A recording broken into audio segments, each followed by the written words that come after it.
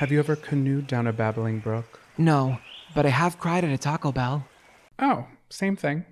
Listen up, campers. It's time to buckle up, pitch a tent, and take a hike. Because Camp Counselors is a variety show. So prepare for a good old-fashioned kumbaya, Weird news, hot gossip, and scary stories around the campfire. so spooky. Is this podcast even about camping? No, but it is camp. This is Camp Counselors.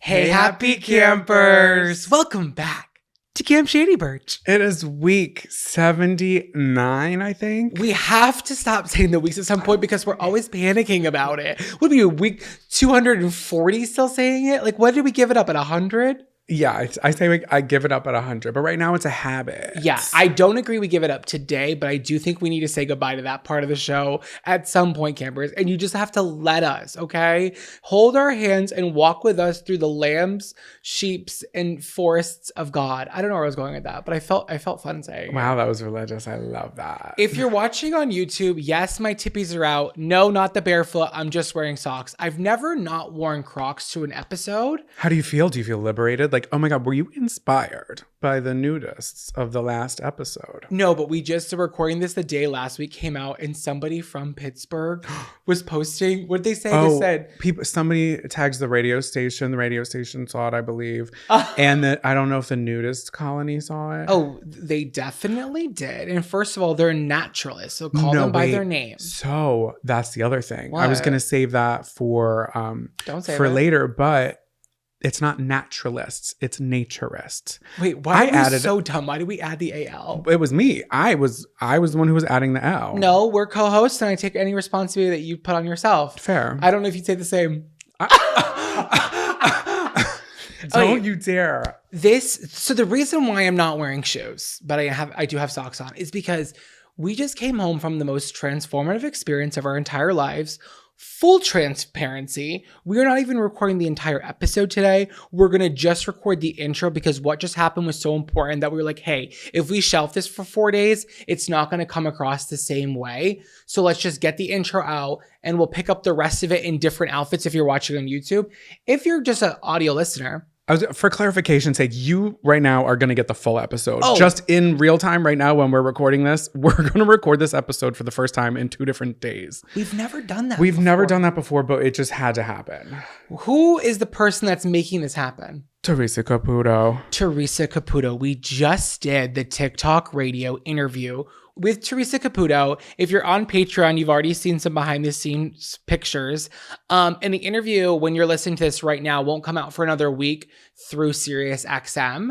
The 27th, right? Yeah, but I believe this episode that they're listening to right now is coming out the 20th. So we're still a week out before the real interview lands, but we are going to talk about our experience with Theresa a week early because this is our show. And if one thing we're going to give the campers is the insider tea about America's sweetheart, basically the Dolly Parton of Long Island, the baddest bitch to ever fucking do it, the queen, the woman who literally walked in that room and gave nothing but good energy, drama, tea, stories, and newsflash, a reading. If you're not on, well, I don't actually even tell people on Patreon that. This is specifically between us and your family at this point. Yeah, nobody knows the details, but we'll get into it. We'll get into that. So let's start off. Let's backtrack a little bit. So back in, I believe, February, January, our friends at TikTok reached out, which also, by the way, is TikTok shutting down? Like, let's talk about that for a second. Yeah, what's going on by the time this comes out? I'm okay if the app shuts down. Obviously, stop. I'm not hoping it shuts down.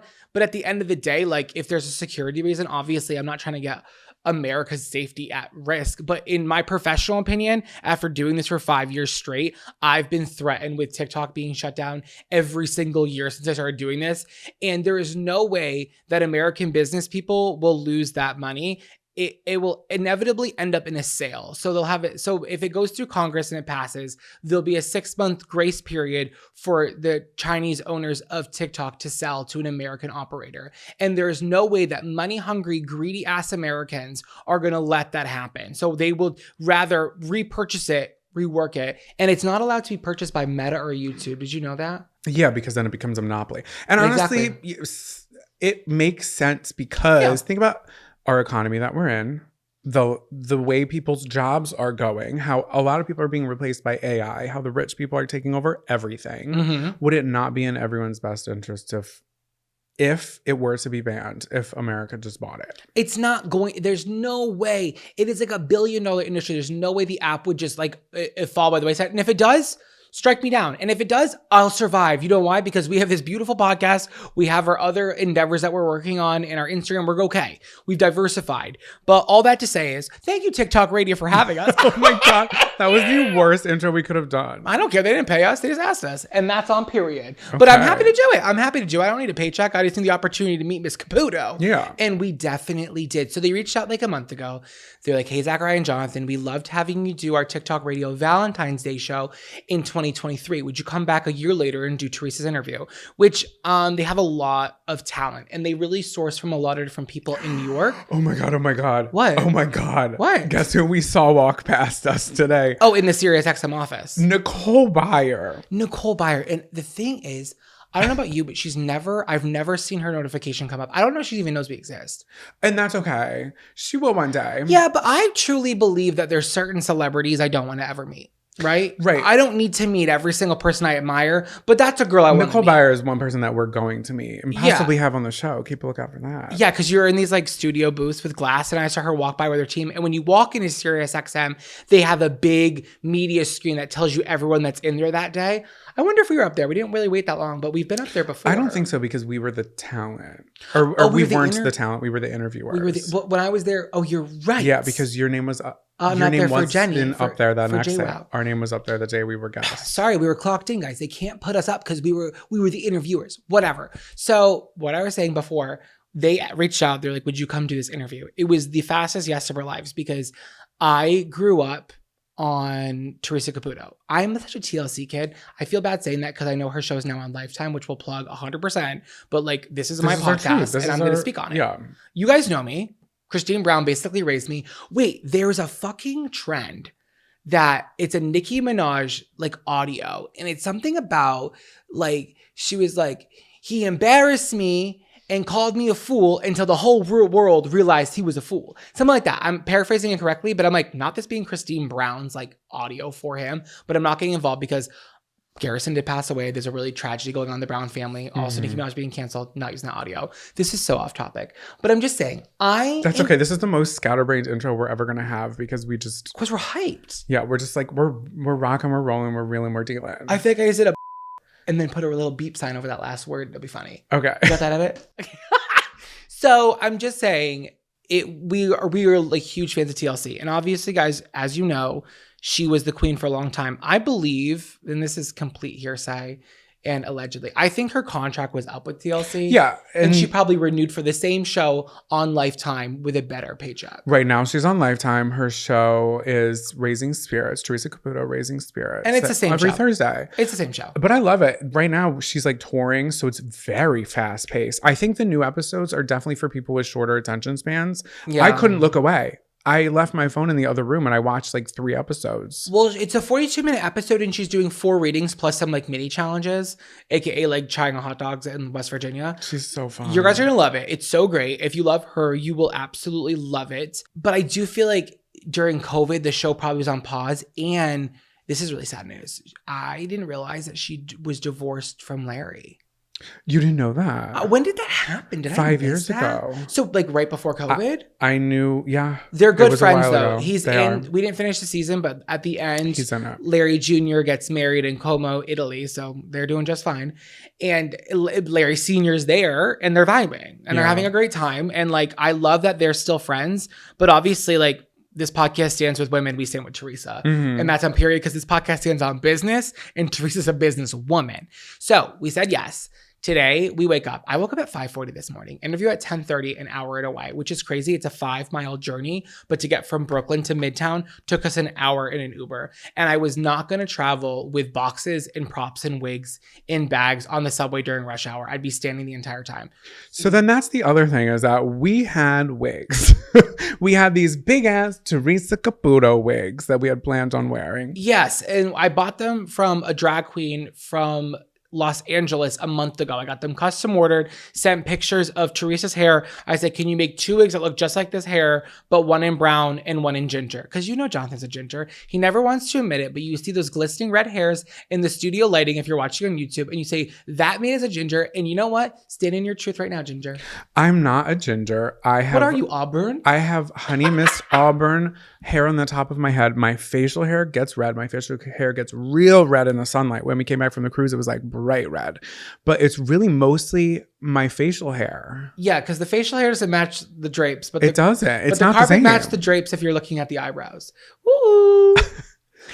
And my pussy's not red. That's what I'm saying. That was the whole joke. The carpet matches the drapes. Oh. You've never heard that before? Okay. And my pussy's not red. Jonathan, please. So I woke up early because last night I was filming a video. And I had to eat hot Funyuns, like the flaming hot Funyuns. You didn't have to eat hot Funyuns. No, because one thing I'm going to do is I'm going to commit to the bit. And the bit was every guy from high school who's like a dud. Like a deadbeat. And deadbeats, no, that's not true because I feel like I eat hot Cheetos. I used to eat hot Cheetos all the time, but like I'm a GI survivor. I'm an IBS survivor. And those things come out your ass as spicy as they went down. They give me indigestion and heartburn. See, I don't care about that. I care about the morning after when I'm wiping the indigestion. And that's crazy to say out loud, but that's me, period. Okay. So I had to wake up early because I had to get that all out of me. And I also had to prep a little bit. I had to pick out my outfit, steam or whatever. So we were prepared. We get to the studio at 10. We go inside. She was there promptly at 10:31 in studio. Yeah. And we were the first stop of the day. She's doing a little bit of, I think she's doing a little bit of a press Sway tour. Show. Yeah. Do you know who Sway is? Yes. Sway from MTV? Yeah. That's the only Sway I ever knew. And that was like directly after us. So we had a hard out. Usually we could kind of like sway an extra 10 minutes, but we really had like a 30-minute window. Yeah, a 30-minute window to prep, like talk, say hi, prep, record, and then do any content after that. So she walks in, you guys, like a bat out of hell. Actually, she walks in. She walks in so like calmly. a dove out of heaven. Hey. No, she's not calm. No, she's loud, but she's calm. So she walks in. She's loud, but she's calm. First of all, the queen knows her presence. Okay, you walk. World, stop. Carry on. So her assistant walks in and she turns the corner. Her hair is as big as Dolly Parton's, as blonde as she could possibly be. Her skin is so tan, golden brown, and she's wearing a yellow Versace dress. And what's higher than a thigh-high boot, girls? Bad bitch. Not even Jersey, Long Island. Bad bitch alert. Drove in 2 hours to talk to us, and she came in like a ray of sunshine, a joy to be, instantly clocked me. She screamed and she was, well, because she follows you. And she we're friends. You had already DM'd her and told her that we were going to be talking to her. And she was so stoked. And she goes, if Gigi doesn't come through. Oh my God, it was so funny. So I give her the biggest hug and I'm like, this is my boyfriend, Jonathan. She goes, I know who he is. I watched the cruise. How was the cruise? She's very aware. She's like some of our podcast clips. And she has her own podcasters too. So she does. Hey, Spirit. She's literally, one thing about her, she's standing on business. She don't stop working. So we have our little intros. We're chit-chatting. We're talking about the videos. She's like, I show all your videos to everybody. And then now she's like, people send them to me. And she goes, I already saw that video. So my queen is caught up on the content. So I love her so freaking much. So we sat down and it's always such a funny time to like start an interview. I don't know if you felt this way, but it's like, once you go, they're already ready for you. So it's kind of on, like no one tells you like, and go. It's very much like whenever you're ready. And it's like, it's kind of weird. But I did the intro. I think I slayed it. You did, babe. You absolutely slayed it. And we had 5 questions prepared. Should we go through the questions with them ahead of time? No. I don't think we should. I think we should wait until the full episode comes out, which is the 27th of March, 2024. Agree. It's a week from today. So you have to wait to watch the whole interview. And honestly, we do want to be rebooked with SiriusXM. And if we just give everything away. We can't give everything away. But I'm giving this away. And if they're going to arrest me. My wrists are together and my ass is out. Give me a spanking, bitch. Oh my God. So I will tell you this. We had 5 questions prepared because we wanted to do a 10-minute interview because we were told to do like a 10-minute interview and then we'd have like 15, 20 minutes for content afterwards for like TikTok videos or whatever. So we had our 10-minute interview and I think it went to probably about 15 because the ending got a little crazy, which we'll talk about in a second. But we had 5 questions back and forth. I think they were really solid questions. She's been doing a lot of press the last couple months and I feel like a lot of people are asking the same questions. I'm not saying they're not good questions. I just don't want to ask the same questions that you can find. Like, we've done our research and we've listened to a lot. Like Skinny Just Fat, just that podcast. Not Skinny Not Fat. Not Skinny Not Fat. Sorry, why is it not the opposite? Not Skinny Not Fat. She just did an amazing interview with her. Right. And I'm not going to ask her when she first tapped into her mediumness. Her talent, her skill, her gift. Yeah. Because also, if you watch the show, it's all the answers are like right there in the front. So we wanted to give her some, questions that not everybody would ask. And the campers helped out a lot. Oh my God. We came up with a lot of our own. You might see some of your questions. You might not. You'll have to find out next week. But I do think we kept it short, cute, concise, and it was amazing. But I will say, during the last question I asked, I didn't really notice it much, but you said it. As she was talking to me, Theresa's eyes kept drifting from me to you. I felt like she was thinking something while she was talking. I was like, oh God, what's about to happen? What was the first thing she said to you? And this was, guys, for context, the interview was going to be done after this question. That was our final 5th question. And then we're going to be like, catch your show on Lifetime every Thursday, Raising Spirits. But then she was like, really quickly, what was the first thing she said to you? So on camera, on mic. Let me just say, like, I also really don't know because this just happened like 2 hours ago. Like we just got home, kind of, but also I don't remember exactly what was happening because there was a lot of things going through my head at the same time. Sidebar. So I don't know what verbatim is gonna happen. So don't like. Well, sidebar. I want to, before you even tell this insane story, because it's incredible, and I'll help fill in the blanks if you're like, please, no, I will. I'll help fill in the blanks because I think this is the first blank we need to fill in. Campers, we are wearing the largest wigs I have ever purchased in my entire life. Full transparency, hundreds of dollars worth of wigs are on her hair, professionally made by drag queens, shipped from Los Angeles that look like her hair. So this deep, important reading for Jonathan comes through as he's wearing a stunning Gingerella wig. So the first thing she said to me was something about a father figure and something about a head, which my grandfather is still alive. My father is still alive. So I didn't really know what that could have been. She was like talking about a head injury, something like that, which your grandfather just experienced not too long ago. Right. And then she said something about a grandmother who had passed on. Speaking about the father figure. So basically, my grandmother passed when I was in high school. My grandfather is still alive, but he did have a stroke right before Thanksgiving, and he's currently living at my mom's house with my mom under her care and like nurses and everything like that. But my grandmother did pass away when I was in high school. When talking about my grandmother, Theresa asked if she liked cooking, which my grandmother loved cooking, and she said she could see her at this pot, this sauce pot. This pink sauce pot from my grandmother is at my mother's house, and it's one of like the only things that my mom has. Oh my God. From my grandmother. I couldn't, and I was like, okay, this is literally like you can't make that up, because she was saying the sauce pot, very specific. The pot was crazy because like one of the only things she really has from your mom that she still actively uses. So then she started talking about my childhood.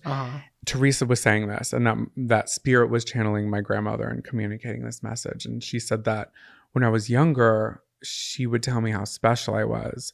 She said that I was a shy little flower.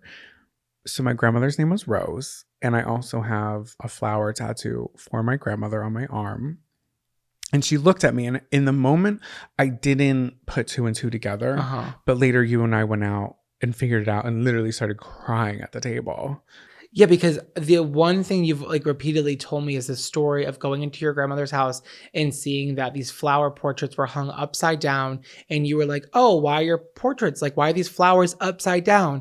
And then when you got older, you realized that those flowers were like paintings of dried flowers. So after she passed, you got a rose tattoo on your arm, symbolizing the flower, but her name being Rose, and it's upside down. Yes. So her referring to you as a shy flower is validating her, like, how she remembered you, but also kind of giving that Be nod. like, hey, I'm Rose. Because Theresa had no idea what my grandmother, there's no way that she would have known any of this information. And then she was saying that she was proud of you. And yeah, and another thing that was hard for me a lot was that my grandmother never like knew me and my like authentic self. Of course. So Theresa definitely validated that for me. That she's still actively like watching and seeing you. And that seems like the real thing that I've gathered from her show and from her speaking to you today about your grandmother. It's like, it's funny that when these spirits pass, their energy still remains and they're still watching over us and they're still seeing what's currently happening. Because I have some like pain with that too, thinking like, oh, like I wish people that pass in my life could see me now, but they do. And she does see you now. Yeah. Yeah. So that was very validating that she said she like sees me now as like my authentic self, not just like what the things that I'm doing in life, but like who I am, because I didn't get the chance to tell her that. Yeah. But she told you today that she sees it and that she loves it. Yeah.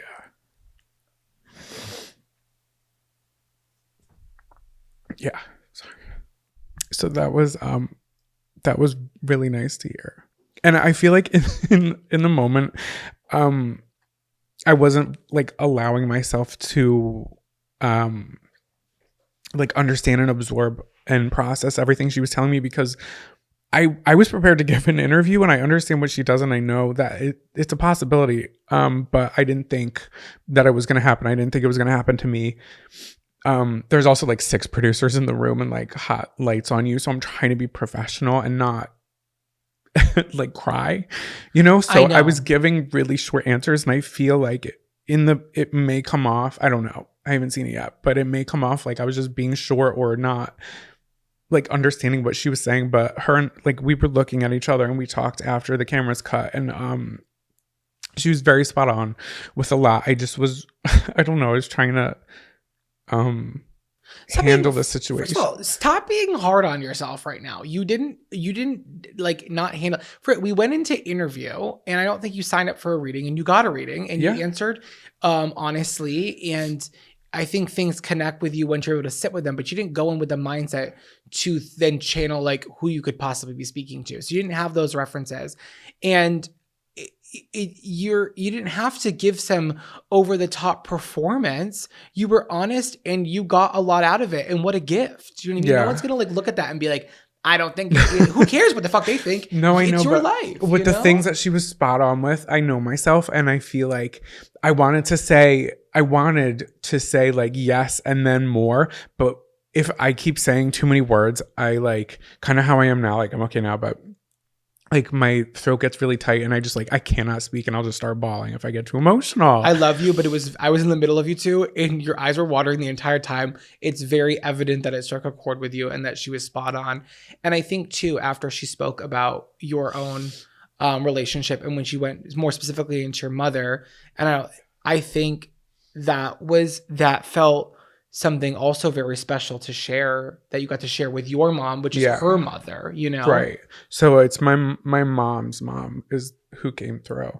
And obviously there's a lot going on with my grandpa and his health right now, but absolutely no way she could have known the details. And then when the camera was off, she said again, when she was hugging me, she was like, it's really important that you get that message to your mom. So yeah. And for context, your mother took in your grandfather after he had a stroke and she brought him into his house and she's like remodeled certain rooms and she has caretakers in her house, and it's become her full-time job to take care of your grandfather, which anyone who's listening to this podcast that either professionally is a caretaker or has someone in their life that they're taking care of, it is the most honorable but also draining job in the entire world. And it is selfless. And your mother has taken on... And my father. Yes, of course. I'm sorry. Your mother and your father have both taken on such an immense responsibility without complaining and just taking that on. So for your grandmother to validate her daughter and saying, whatever your choices are, I see you, you're making the right calls. I love you, because your mom is having to navigate a space she's never had to before. Mm-hmm. And how insane is that? So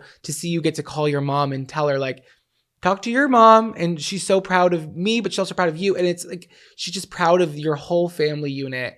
And I feel like she knew to wait until our interview was done, because that would have thrown you off. You know what I mean? It would have thrown me off, because after that, I was literally, I know. I was like, I tried to make a joke after. I was like, well, that's the craziest thing about that is that my grandma came to New York.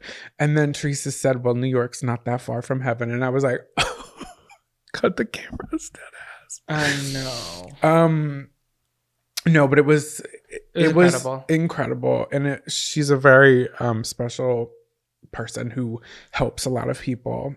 Yeah. This is also like, I mean, I think about my grandma a lot, but I didn't think it would evoke such emotions. But I guess because everything's kind of coming to a head and real life now with, you know, my family and things like that. It feels like a really poignant time for this message to happen. Yeah, because it's been like over a decade. Yeah, but it's also been a hell of a year for your family in this transition with your grandfather. You know what I mean? A lot of people are navigating a brand new space, and I think your grandmother's seeing that from a place beyond, and she's checking in saying, "Hey, I love all of you. Everyone's doing great, and keep up the good fight." You know what I mean? It was incredible. It's like, I know there are doubters and there's people who don't believe it. Fine. I just had like the craziest experience. Not only did Theresa give me a message from my dead grandmother, but we were on the radio and I was wearing a wig that's bigger than her hair. It's like just like the craziest morning. And this was literally a couple hours ago. Crazy day. And it's so funny too, because I feel like watching the show afterwards, like watching her TV show, every time someone says thank you to Theresa, she says, don't thank me. Thank your loved one for coming through. You know what I mean? So I feel like she doesn't even take ownership of it in that way. She said that to me. Yeah, it was crazy. It was incredible. I cannot wait for you guys to watch the interview and the full thing, because we're just paraphrasing just that incredible. We had to come and tell you right away because the emotions are still high, and I know you're probably feeling like, are you feeling overwhelmed, do you think? I'm feeling really overwhelmed. I also like, we're probably not going to see it until it comes out. So the same day they do. Yeah. So in 2 weeks from this moment, I feel like maybe I'll get more by going back and listening. Because even when we went to lunch, I didn't even get the flower thing, but it was so obvious afterwards. Yeah. You're caught off guard. And I was caught off guard, and I was punish yourself for not being prepared for a reading when we were prepared for an interview. Yeah. You know what I mean? She was just lovely, and that's what she does. I think she steps up when a spirit tells her to step up, regardless of if you're signed up or not. That's why if you're in the deli, she's like, have a pound of capicola. Who's the mother figure that passed? Like, that's what she does, and we love her for it. And it's so funny to love her watching it do it on TV, and then she looks at you and says, "Who's the mother figure that passed?" And you said, "Oh, I'm gagged, bitch. I'm gagged. It's my turn." Like, babe, at the end of the day, like, you will always have that moment. And that's something you will never forget. Yeah, it's incredible. It was very special day. So thank you, Theresa, and to my mom. Yeah. For stopping by Studio 2 at the Sirius XM office. It was so freaking cool. It was really cool. Where do we go from here?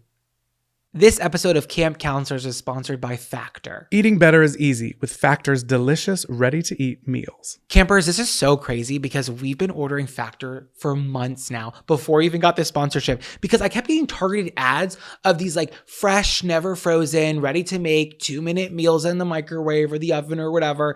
And there's so many different options, and they could really kind of keep you on track with your health goals in terms of like carb consumption, calorie consumption, protein consumption. If you're keto, they really kind of factor so many different...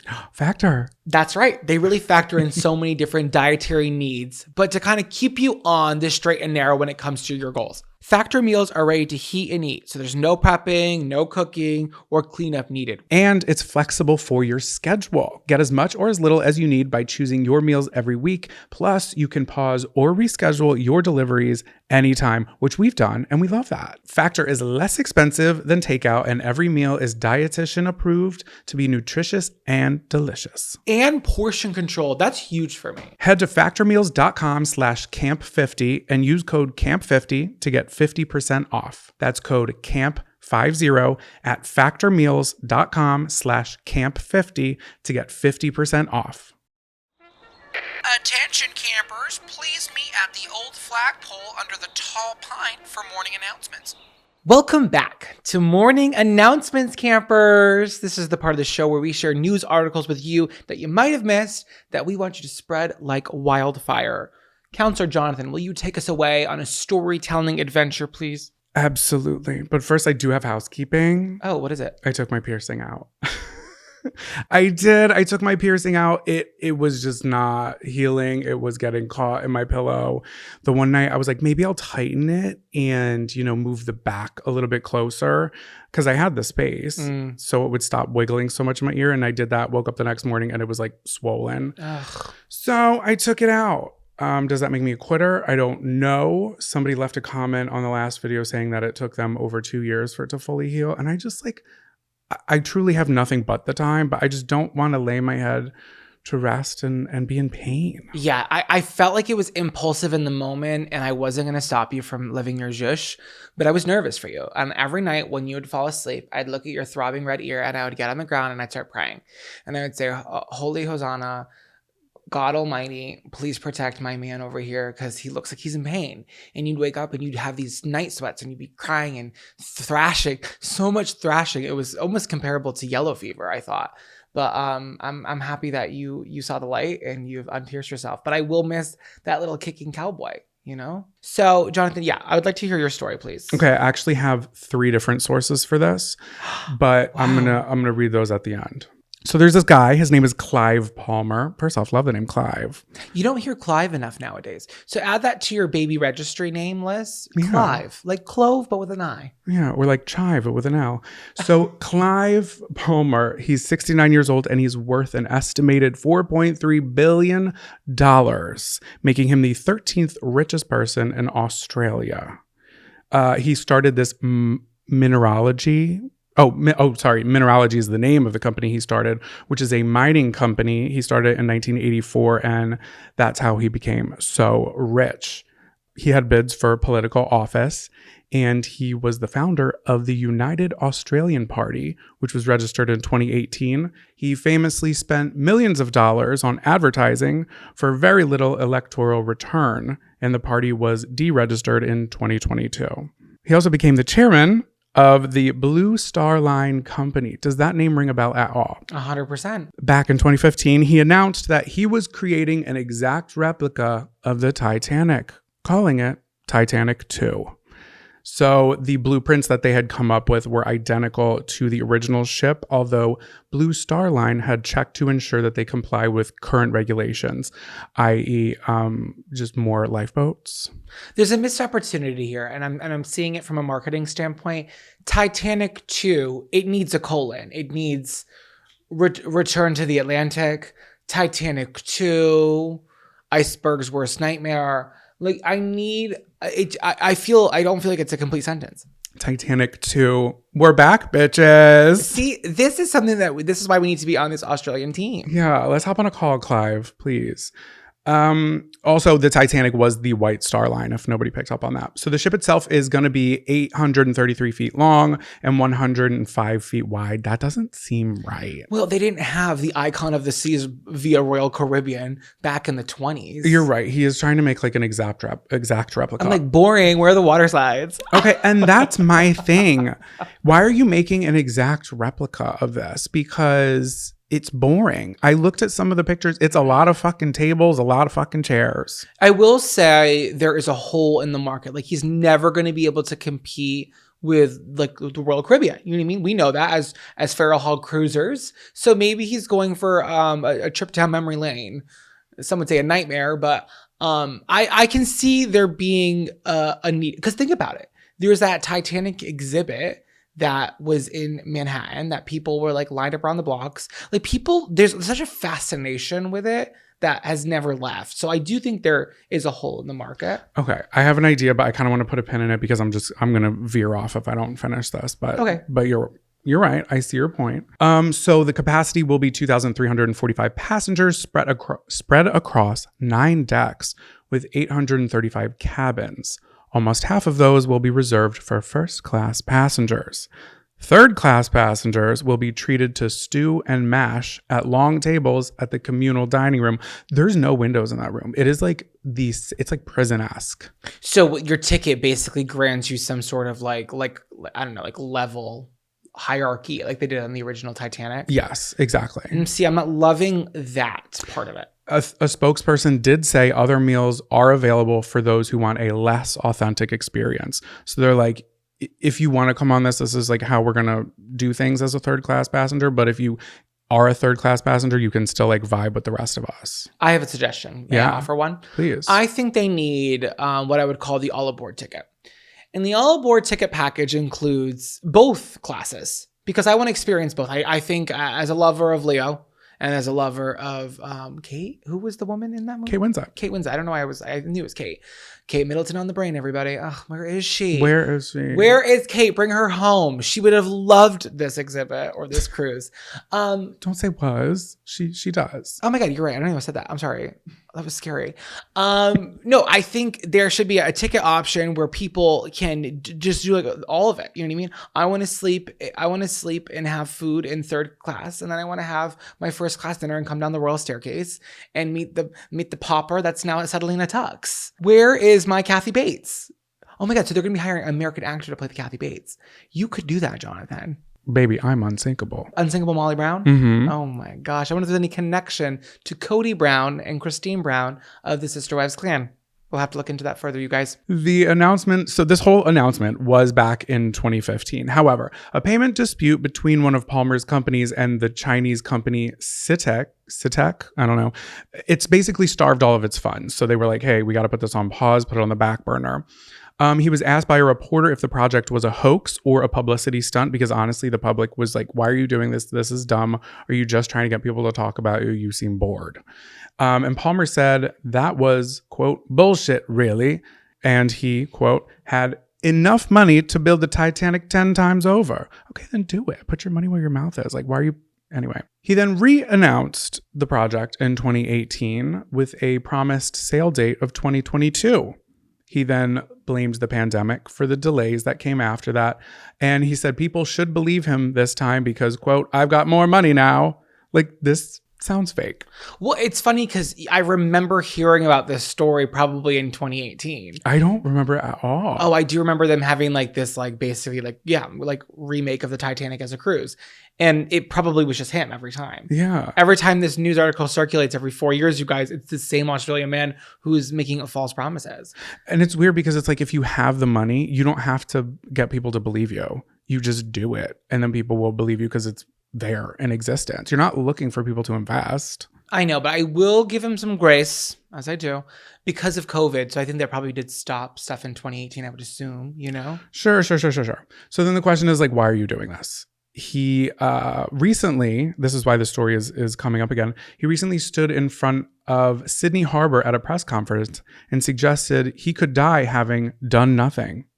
Quote, so I could do the Titanic. I'm going to do it. It's a lot more fun to do the Titanic than to sit at home and count my money. All you need to be happy, I've found in my life, is to have someone that loves you, somewhere to sleep at night, and enough for a good meal.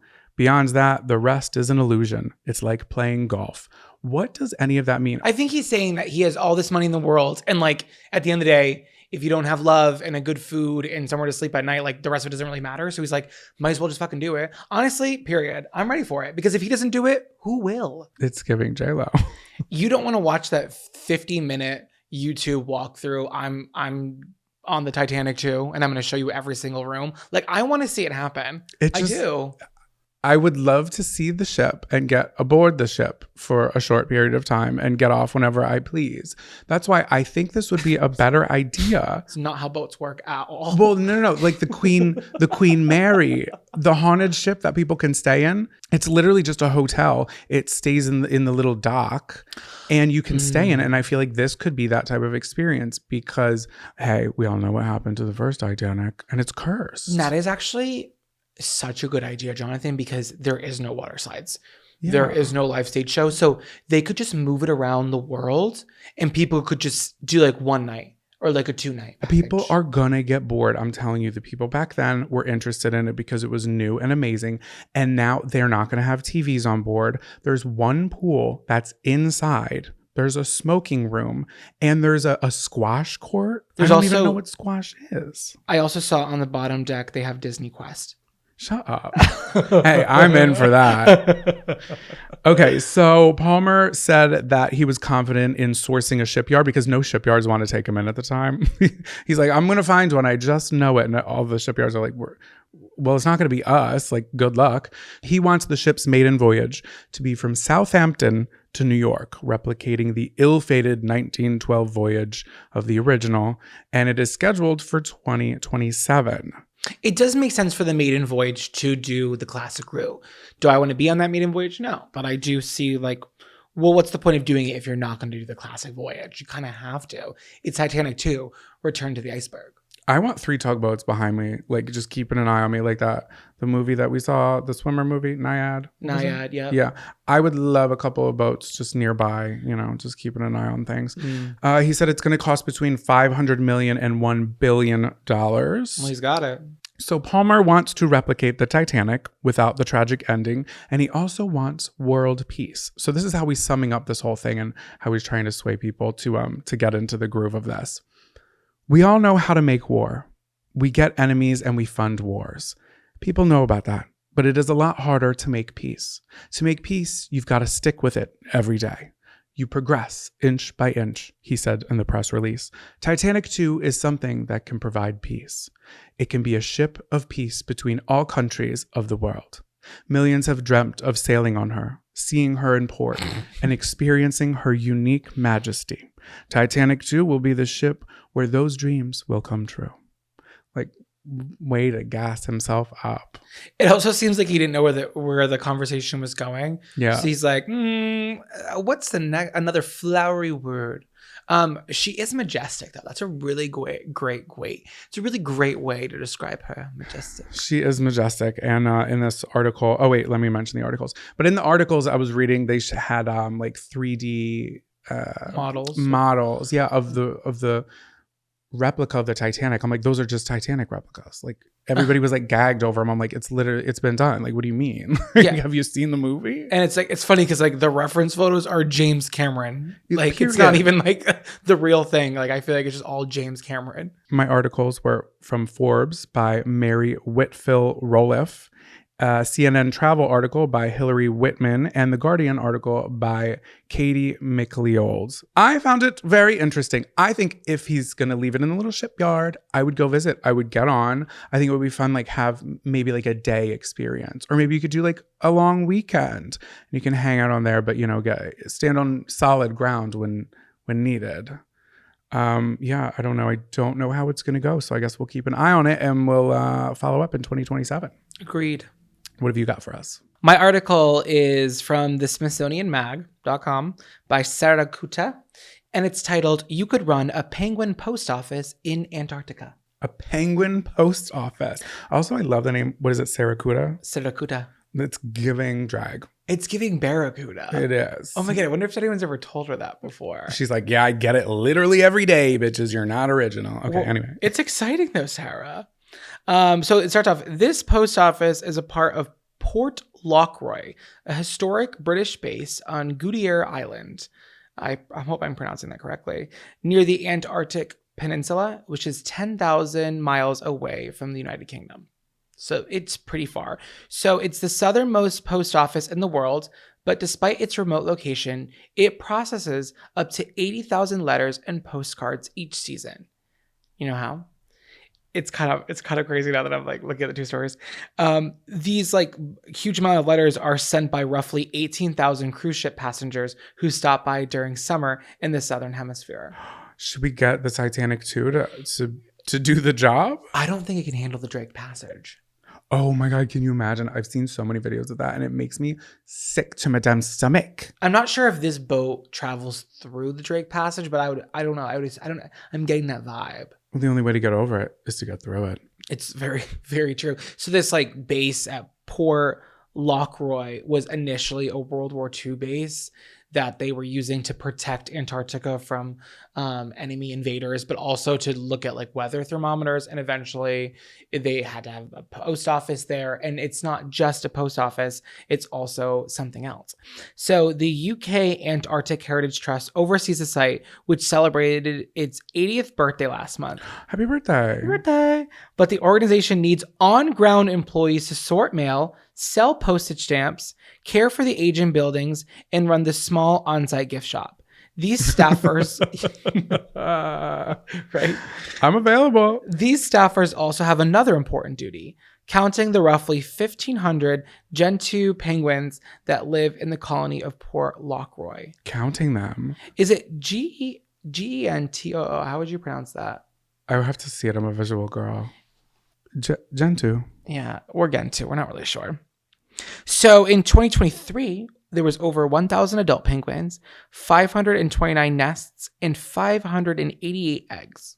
Okay, are we doing like a morning roll call? How often are we counting them? I kind of like that. That's a fun job. This position is seeking hardworking, self-motivated individuals for temporary jobs. Must be willing to relocate and stomach the smell of penguin poop. Oh, that sounds like it's really bad if they had to put that in there. So when they show the aerial shot, it's actually the most cutest little like post office ever. It's so funny. And since there was like a lot of time in between when it initially was built for like the World War, and then now when you go in there, they have some of the rooms are preserved. So they have all the old canned goods from like the 50s and like the bunks and stuff. And it's Antarctica, so it's all like probably really well preserved because of the cold. It's frozen. Literally. So, but you can see in the aerial shots, there's like a lot of dirt on the snow, and it's 100% not dirt, it's poop, because there's no ground there. It's just it's like ice and snow. So it's like, oh, they just be shitting. Why do they have it as a functioning post office? Like, are there people in the town over there? Excuse my ignorant question, but well, I think it's there because they have to keep this like, I don't know, historic site going. And if they're going to have cruise ships go through, might as well do the postage in the gift shop, because that money will fund like the research that goes into the penguins. And it's only 5 positions and it's a lot of postage. So, and then we'll think about it. They have little stuffed animals, hakoko. So there's only 5 people working there? Yeah, so they're hiring for, and they change up the staff every year, I believe. So right now they're currently hiring for the 2024-2025 season, which goes from November to March. They're looking for 1 base leader, 1 store manager, I got my keys, and then 3 general assistants. Oh, I'm as general as they come, baby. I could fill that position. So whoever lands this position will be in for the adventure of a lifetime. After undergoing extensive training in the UK in August and September, they'll deploy to Port Lockroy in late October or early November. Once they arrive, they'll mostly be cut off from the outside world, as there's very little phone and internet access on the island. They'll also be sharing a bunk room with up to 5 other people throughout the season. So Peacock, here's your new show. The competition of going through all the training to just work there. And then after that, there's a follow-up season. You got to count the penguins the fastest. Like, oh shit, like, did I count that one already? Because, you know, they all start to look the same. And then there's a follow-up season where the cameras follow them at the post office. And then it's like a reality show. This is fantastic. I just came up with 2 show concepts with only 5 people. Did you think Peacock because of penguin? No, but now I am. It just makes sense for the birds to stick together in this. I'm bird-brained. Port Lockroy has no running water, so staffers will have to be comfortable using buckets instead of toilets. They won't be able to take baths or showers except when a passing cruise ship invites them on board and then sends back to the base with a resupply of fresh food. Since the island is so small, they'll have to make do with much time alone. Okay, I would not fill this position, but I would absolutely watch this on TV. I think it's got to be very difficult, because they then continue on being like, there's not much you can really do because you can't even go on walks or runs because of the harsh weather. There's no internet. It's basically just like 5 months of you and your crew. They do a lot of maintenance work. I think to get this position, you'd have to be like physically handy, because I looked the videos up. They're scraping, they're painting, they're tarping, they're nailing, they're doing everything you can do with a toolbox. They basically open up a toolbox every day and they say, what can I use? I want to use every tool today. And they make a project or something. I don't even know. You'd have to get so bored. You either have to be super zen and like aligned with the universe, or a simpleton who just doesn't need a lot. I'm neither of those things. So I don't think I would bode well. I don't think either of us would. Oh, 100%. This is not for me. I was thinking though that I would like to see Antarctica. Yeah. I think I would like that. Can you get there without the Drake's Passage? I think I would want to use the Drake's Passage because I think that's a part of like the story of it all. Okay. So I don't want to take the easy way out. I want to be able to have that memory as well. I love your tenacity, your dynamite your bravery. Oh, thank you. I'm going to sit it out. Maybe I'll meet you there if I could take a plane or a smoother way of getting there. Campers, let me know who wants to come with me to Antarctica, because my fellow counselor just dropped out of the position. Drake's Passage scares the shit out of me. Well, I'd rather do the Drake's Passage and let it be temporary than do 6 months alone on Poop Shit Island. During COVID, it was closed for a couple of years. So when they reopened it for 2022 to have like the first people to go back, which was a very important year because it had been, I don't want to say neglected, but like left alone. So they had to like dig it out and shit. They had 6,000 applicants. Wow. And in the end, the UK, like that trust, they chose a group of 5 women. 5 women. A whole female class that year. I love that. It's cool. I think if you're like a conservationist or like someone who's really into snow, I think you'd love this.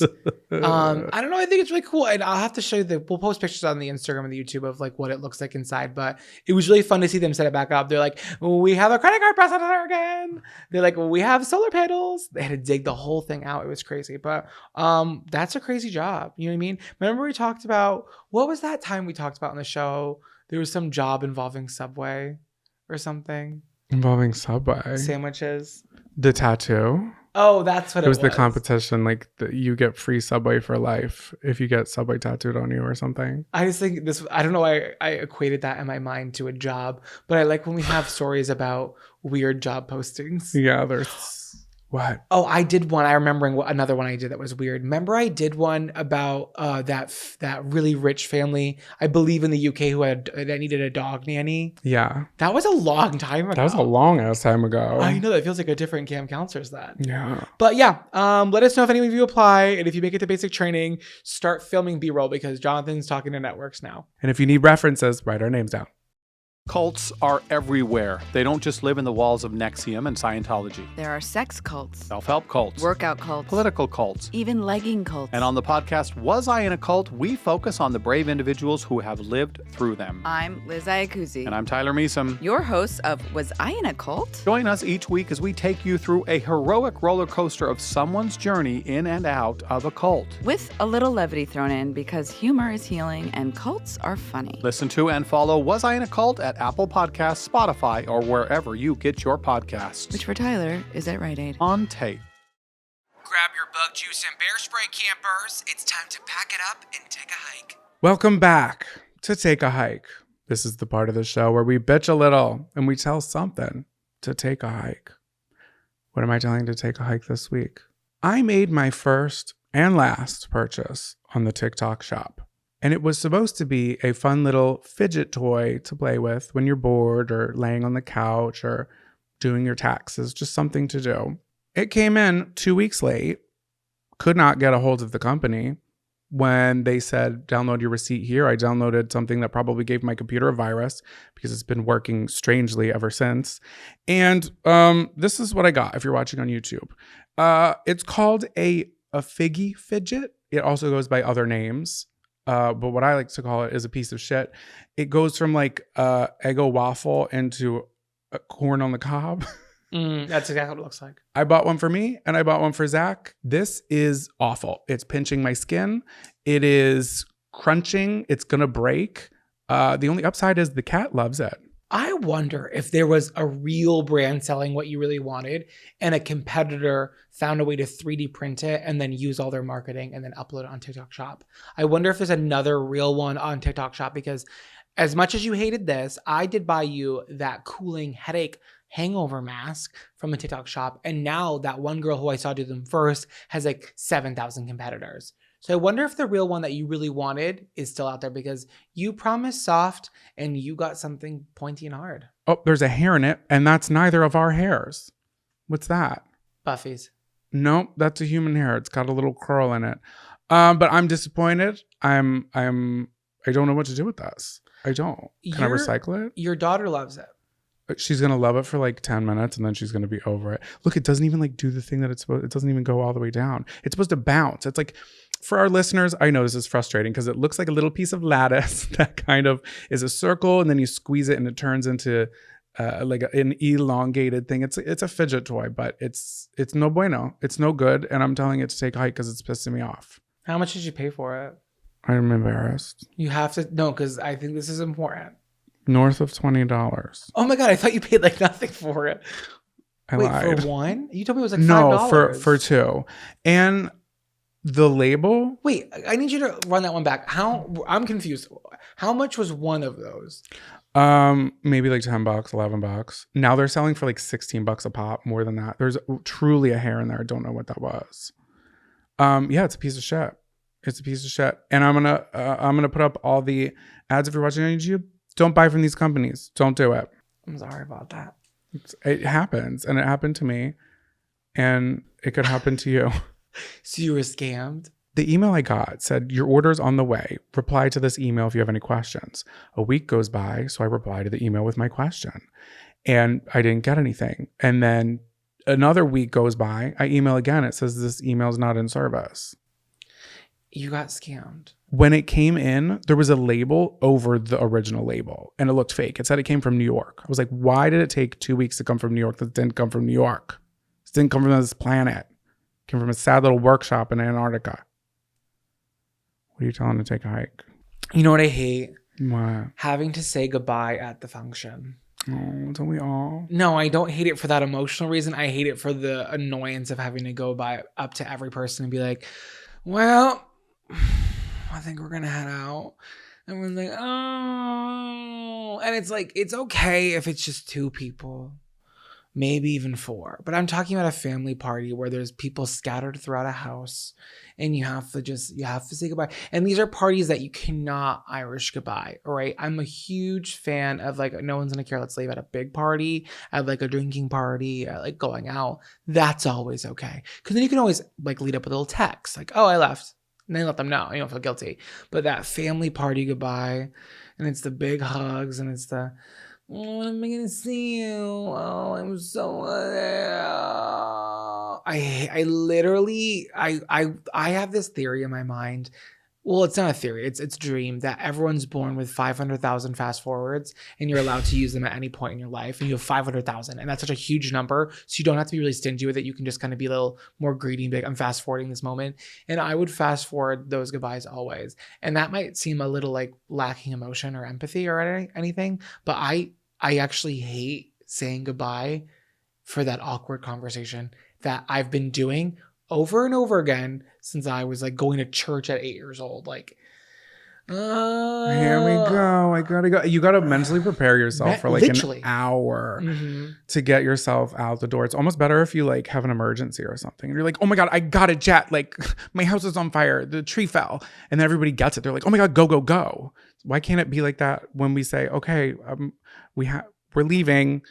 Why can't everybody just be like, okay, love you, go, go, go? Yeah, I want them to rush me out so I don't feel bad. And I feel like when we're at a party and we have to leave and I'm looking at you and we're like, we should go, let's go. We'll be leaving. And it's like, you're just like whispering back and forth to like coordinate it. Why do I feel like I need to coordinate this? Why am I not allowed to leave my own family functions and not make it a big deal? Like I should be able to get up as an almost 30-year-old man and say, I'm leaving, talk to y'all later, and not have to choreograph it and make it seem like there's a real reason I'm choosing this exact moment, other than the fact that I just want to go lay on my couch and I'm done like conversating with you. Okay. Yeah. Or I have to poop and I just don't want to do it here. See, I've never been that bitch. If I have to poop, I'm pooping wherever I am. I poop where I am. I'm that pooper. I'm that pooper. Yeah, no, I get it. Goodbyes are hard, especially when you have an Italian family like mine and everybody just kind of lingers and chats it up for the next hour. I know. I hate when the goodbye then turns into a 30-minute conversation. Yeah. It's like, I was saying goodbye. How are we talking about? Why are we back in the living room? Why do I have a cup of coffee in my hand? Oh my. And we just like seeing you. We missed you so much. Oh God. Then call me. I don't get a phone call. You know, Jesus Christ. I think I'm amping up for Easter. You know what I mean? Yeah. But I feel good about it because I'm taking my parents out to dinner for my dad's birthday the day before Easter. So we're having a one-on-one, like the 4 of us, like me, you, and my parents for Easter. And then my mom's hosting Easter. But then I don't feel as guilty staying late. Because sometimes it goes on to that point where it's like, okay, let's bring the dessert out. I need to go. I can only be at a family function for 4 hours. Once I'm over the 5-hour mark, oh my God, I'm good. I'm good. So, but I can leave early this year now. Yeah. I'm excited. Take them out for a pre-dinner so I can, that's my exit strategy. Is to do it beforehand. Well, it's my lack of guilt. You know what I mean? Because I have guilt. I'm carrying on this Catholic guilt. Okay, so whose take a hike is worse? I'm gonna say mine because I got scammed. I'm gonna say mine because this is temporary and you're gonna forget about this. And mine's been happening every single year of my life since I was a child. That's valid, and I will see you over there, but I'm gonna stay over here. I'm going to retry buying that for you and see if I find the right one. I need one that glows in the dark or I don't want it. I think you need one that's soft. This was supposed to be soft. The way that it came in is so jarring and crazy. I'm still upset, obviously. Do you think the new counselor likes the top bunk or the bottom bunk? Over. Either way, I'm giving them my boondoggle keychain. Over. Welcome back to Camper Crush of the Week, campers. Woo, woo, woo, woo. Hey, hey, hey, yeah. That's pretty. An unofficial anthem now. Love that. Who is getting your gold star? Who's getting your admiration? Who's getting your applause, applause, applause? Please let us know who is your crush of the week. So last week, actually it might have been 2 weeks ago at this very point, but you and I made our way down to Ridgewood, New Jersey. Was it down to New Jersey? Up to New Jersey. Over to New Jersey. I would say over. We made our way to Ridgewood, New Jersey to visit Envy, the store by Melissa Gorga. If you guys watch Real Housewives of New Jersey, she is a housewife on that show. And we were on her podcast. If you didn't listen to that episode, go listen to it now.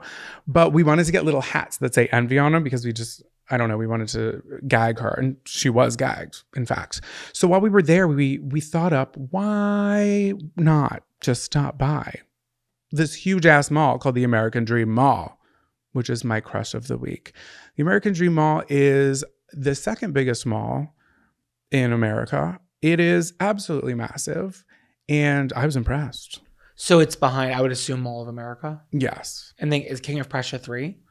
I'm not sure, but I know King of Prussia has more stores.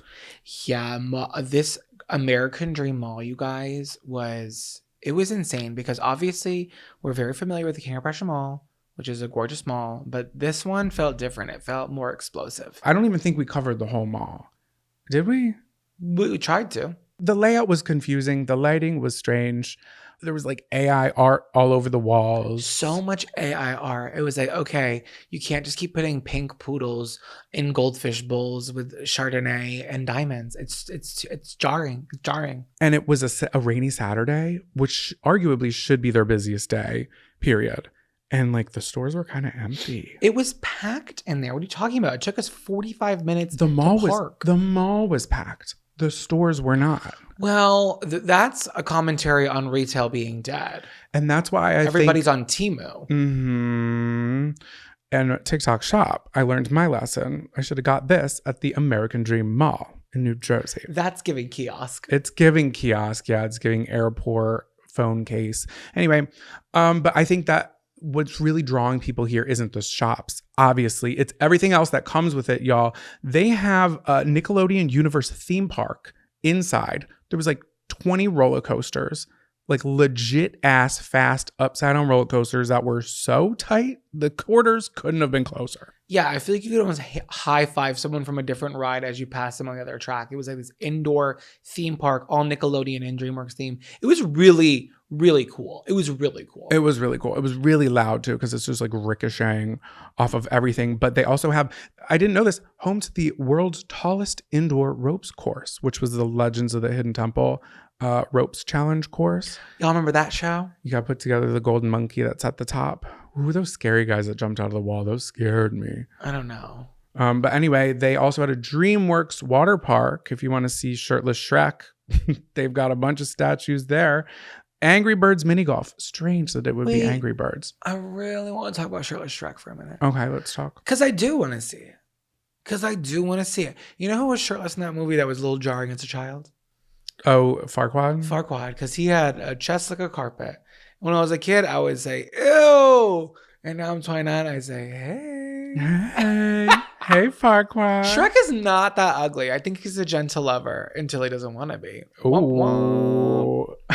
Yeah, and I really want to check out the water park, but they had it all frosted glass. You couldn't see, probably to protect people in their bathing suits from peeping toms like me. But I wasn't trying to see people's bodies. I was trying to get a good look at the swimming pool. Yeah, that's true. We really couldn't see it at all. It couldn't have been there for all we know. Well, you can walk through the theme park without buying a ticket. Obviously, you can't get on a ride without having a ticket, but I do appreciate the fact that I could walk through and see all the rides. Right, but we couldn't do that with the DreamWorks water park, which is such a random collab. I mean, I don't hate it, but it's random. Yeah, I guess, but it's still there was a hole in the market. I wonder if Rio was there. Oh, Rio Soft Serve Shack? We'll never know. And I don't want to know. They also had an ice skating rink, tons of laser tag type attractions, and big snow. This was the one that wowed me. This was the game changer. This was really what set it apart for me.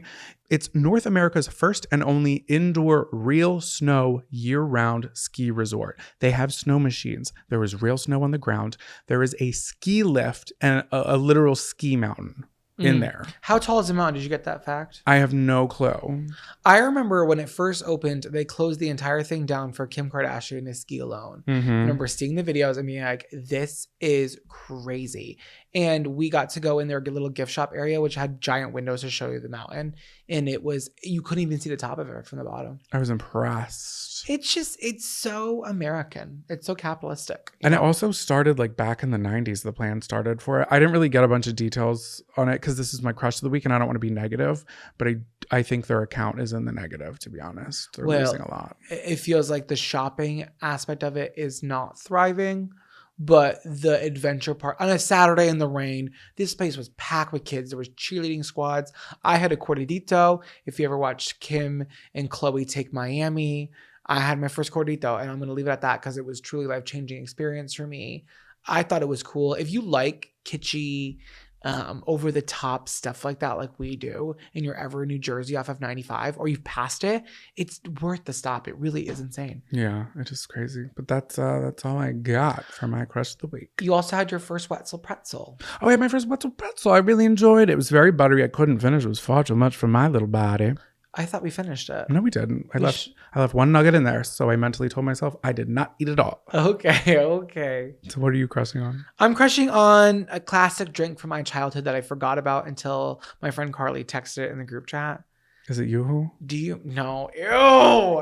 It couldn't be further from Yoo-Hoo. Chocolate drink. It's Orangina. Oh, Orangina. Orangina. Where are you, girl? Come back to me. I miss you like I've never missed anything in my life before. If I could hold her right now, I would sob tears of joy. That perfect glass pear-shaped body, beveled with a pebbled glass, I would even say, to replicate the peel of an orange. Is that what that's doing? Open the Orangina and unlock her flavors and treats. And her slight sparkle. Yeah, it's a slightly sparkled orange juice. But if you look at the real breakdown of it, there's also other couple juices in there. Tangerine and grapefruit. Pamplemousse. Maybe. It is. That's what it's very popular in French culture. And it's funny. This actually, Orangina actually started in, I forgot. But it's really popular in France and Switzerland still. Yeah. And America I don't think America knew how to market it. It's interesting too because we live in New York and I haven't really seen it in any of the shops around here. When I lived in Center City in Philly, right down the street before I would go to class, I would get a little Orangina with a straw because I wanted to be that girl. One, because of aesthetic, and two, because it was delicious. But they always had them at the stores in Philly. I don't know why they're not here. I've seen it a couple times, but I always see the tall bottle, not the glass, cute light bulb pear-shaped bottle that I'm obsessed with. There's just never been a more intentionally designed mass-produced beverage. Think about it. Who is competing with Orangina? And I think as a country, as a nation, and I'll even say it, as a global world, we're failing her. She has done nothing but shown us the finer things of life and how to live in true fashion. I believe in her, and I want us all, as a world, to stand together and bring her back. Gorangina. Orangina. I love her pulled out of a cooler with an aluminum foiled sandwich and a bag of kettle cooked chips strung out on a blanket on an East Coast shore. It's got to be gingham. That's got to be a gingham blanket. It could be gingham. No, it has to be. Are we on this together? Because I'm not sitting down if it's not. I feel like I'll sit in the grass. See, that's where gingham belongs. On the grass. I don't know if gingham has truly made the jump to beach. And am I wrong for thinking that? Oh, you were talking on the beach. Yes. Oh, okay. On the coast. I guess I should have said beach. Okay, gotcha. What do you think is the appropriate... Because now I'm curious. You've really derailed this and I like this. Yeah. What is the appropriate pattern for a beach blanket? Maybe houndstooth. I've never seen houndstooth on a beach ever. Ooh, yeah. So you lost me there. I like something woven.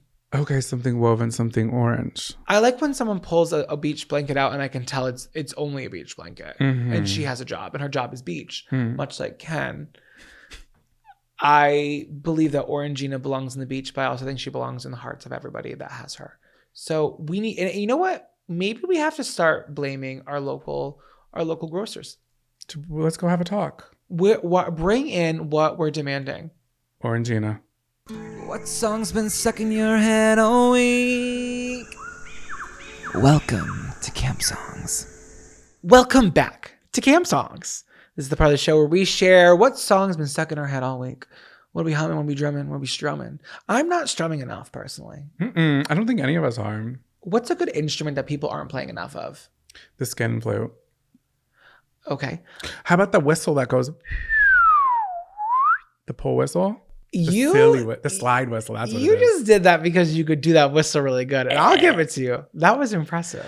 Saxophone. We need more saxophone. I will never say no to a saxophone. I was going to say saxophone because every time a saxophone is playing, I am sad. I'm sad. You know what instrument everybody loves, but I kind of hate? What? A harmonica. I'm sorry. I actually like a harmonica. It's too much. I hear the breathing too much. It freaks me out. What if it's professionally recorded? There's a big jump between live harmonica and professionally recorded. Okay, if it's Billy Joel, I'll listen to it. Yeah, because that's professionally recorded. Yeah, but I don't need to hear I don't want to see somebody red in the face, blowing and sucking, and the spit valve is leaking all over their lap. I'm like, please, this is Chili's. I'm just trying to eat. Yeah, harmonica is so pappy core. It's pappy. It's pappy. Does anybody remember this very specific PBS TV show called Pappy Drew It? And it was this old man who I feel like this is a fever dream because every time I've ever brought this up in mixed company, I get that reaction and it's making me, it's dulling my light right now because now I'm embarrassed. How do you spell Pappy? P-A-P-P-Y? P-A-P-P-Y. Please find Pappy this. Did I make this up? It? I think it's Pappy Drew It. He didn't draw it. He drew it. Pappy drew it. He was kind of like the West Virginian Bob Ross. It looks very Nickelodeon. So it was. And instead of doing really, you know how Bob Ross does a little too much? It's okay, I get it. It's a lot. But I could never do that because I'm not skilled, even if it's step by step. Pappy Drew It did. Can you show a couple animations? Oh my God. So Pappy Land is the name of the show, and his name is Pappy Drewitt, last name as in Drewitt. Now that is clever. Can you see any of his drawings? I see a frog here with a hidden number 2. See how simple it is with the line work? It's very Sharpie. Yeah. It's fun. But I always thought that me and my brother made that up because nobody has ever seen it before. But maybe there's a camper out there. Who knows? And can you see how Pappy would probably play the harmonica? Wait, that is Pappy. This is 2020. He's still alive? He has a YouTube channel. Oh my God. Pappy was old when I was young. Yeah, is this Pappy or is this a replacement? Oh no, don't tell me new Pappy. I hate Pappy 2.0. Oh my God, what is that? That is a thick panther. Yeah, but he'd make it in just one solid movement, and it was so fun as a kid because you could really do it a lot. You could do it at the same time. I'm gonna screenshot that. I wish you had some of your drawings left. Oh my God, look at this sassy girl. Hey. Who is that woman? She has her arm. She's like a beaver with her arms on her. I'm just screenshotting these I love a beaver in a string of pearls and in a tight bodycon dress. I've always said that. This is we're supposed to be talking about music here. Well, it's because I think Pappy gives harmonica core. Oh, yes. So all that to say, what is your song of the week? My song of the week is Red Wine Supernova by Chapel Roan. Our friend Maris Jones actually did the set design for Chapel's performance of this song on The Late Show with Stephen Colbert. And she posted a video of it. I had never heard the song before. And the set looked great. And I was like, wow, really impressed. Maris does a great job every time. And I was like, who is this girl? Who is this song? What is this? I need to know. She's has an established fandom. I'm just late to the game. Actually, we did know one of her songs. hot to go? We did, because Jonathan's obsessed with New Music Fridays on Apple, on Spotify. I mean, you love to know what's hip and trending, and we heard her on that playlist. Yeah, and hey, she's hip and trending. So here's a little bit of information about her if you didn't know. She is like a queer icon. I love her style. She's like 80s synth pop, campy drag queen. I don't know, just fun. It reminds me of like Nina Hagen. And in 2017, she toured as the opener for Vance Joy. She kind of got her start posting her original songs on YouTube. But yeah, she was posting to YouTube, and Atlantic Records picked her up and they were like, hey, we love you. Let's make some deals. So she came out with this song. It was called Pink Pony Club in 2020. And USA Today ranked that song as 3rd on the list of the 10 best songs out of 2020, which is crazy. That sounds like Pink Pony Club. You know it? Not the Pink Yeah, you know the song? Club. Yeah. There's a story here, so buckle up. Okay. It wasn't good enough for Atlantic Records, who dropped her from the label in 2021. Ew. Her partner also broke up with her the same week. Oh. She began working as a production assistant, as well as a barista and a nanny to support herself. And she had already had like hits. That's like really sad to like make it that high and then have to like be torn down like that. Especially like kind of that fast. It was within like 5 years. What was this, during COVID? Yeah. Oh, tough time. 2021 is when all this started to go down. Her producer had shifted his focus to Olivia Rodrigo and wrote the Sour album with her. And eventually Chapel moved back to Missouri, because she's from Missouri, and she worked at the drive-thru. So she really shifted lanes. But what she didn't do, bitch, was give up. And we know that now. Period. She ended up moving back to LA in 2022. She hustled. She continued to create music as much as she could while she was working at a donut shop. She eventually got signed by Sony and then went on tour with Olivia Rodrigo. No way. Yes, for the Sour tour. So while all that was happening and her producer was like working with Olivia to write it, she was at home working at a drive-thru. Little did she know she would be on tour with that very album. Yeah, I think it's inspiring. Keep your head up. If you want it bad enough, you can make it happen for yourself. But yeah, I really like her. I love her vibe. I would say she's gonna go places, but she's already going places. Like, she already is. It's a really great song. It's so catchy. I just love her stage presence and her songs. It's like lyrically so clever. There's a line that she talks about like having a magic wand and a rabbit, like female masturbation items.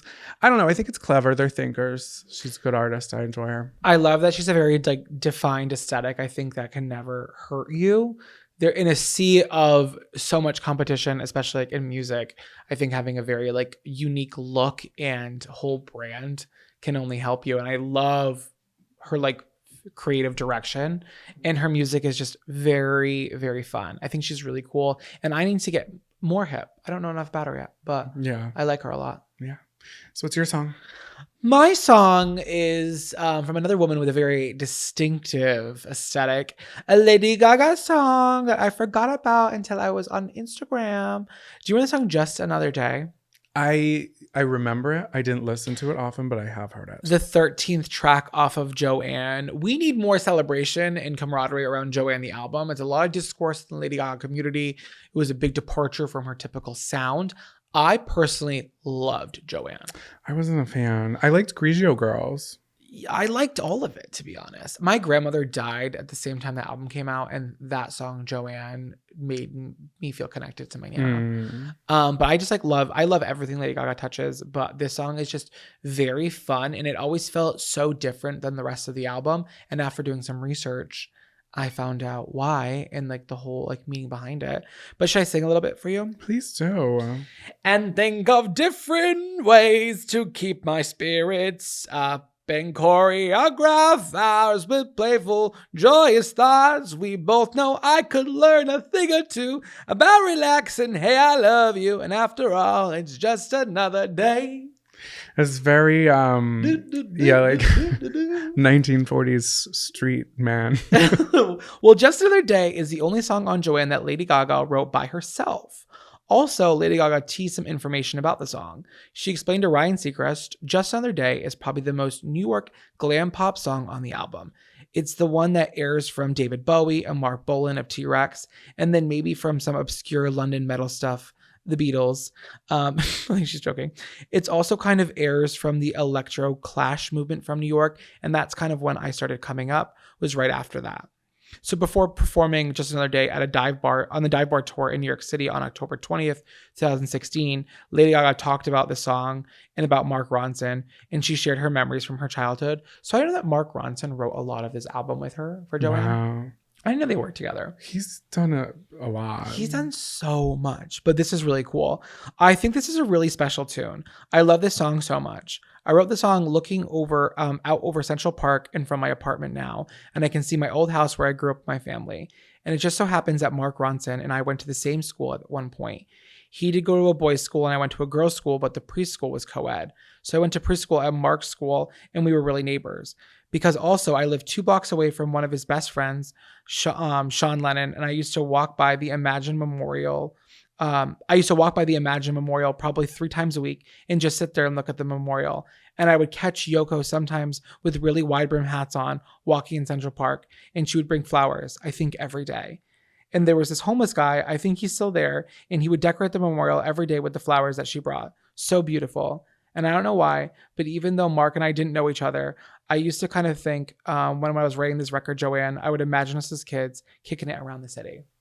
That's cute. Wow, that's a really woven story and unexpected. I know, not like the Yoko Ono, like I've seen Yoko Ono in Central Park dropping flowers. Yeah, that's Isn't that crazy? I always forget when you talk and you listen to her, it's like, oh yeah, she's so New York. But like sometimes I forget that she's a New Yorker, like born and bred. We have to go to her parents' restaurant. Joanne is the name of it. It's called Joanne. Oh my God. We really should. We should. It's not, we literally live here. Why aren't we going? It's Italian. First of all, Jonathan and I will always agree on Italian. That's the one category of food. Like sometimes he always wants Mexican. I don't always want Mexican. Sometimes I don't know what I want that you don't.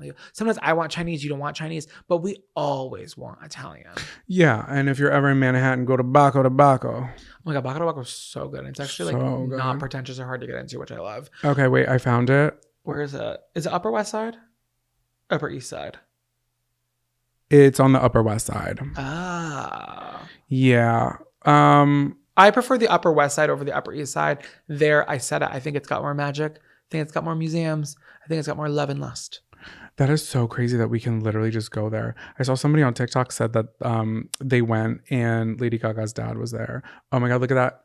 Gingham. Well, Gingham is so funny because it's picnic, but also Italian bistro. Mm-hmm. One thing we're going to talk about is Gingham on the show. Because Gingham she's been there. She's done that. Oh my God, we should go. Maybe this week. I don't know. Who knows what it holds for us? The week, that is. Don't know why I said that like Yoda. Well, it's a great song, Just Another Day by Lady Gaga. If you forgot about it or haven't listened to it, you definitely should check it out on the playlist check it out on the playlist listed in the episode description, or also the YouTube playlist all below, linked below for free for you and your song. Red Wine Supernova by Chapel Road. I think that's all we have for today, folks. Thanks for gathering around Pappy Land and Pappy drew it. I'm so glad you found pictures of him because I've always felt like I made it up. No, you didn't. It was there. Do you remember Puzzle Place? Because I feel like I've made that up. No. Okay, well, we'll end on that note. Thanks so much. See you next week. And with that being said, lights out, campers.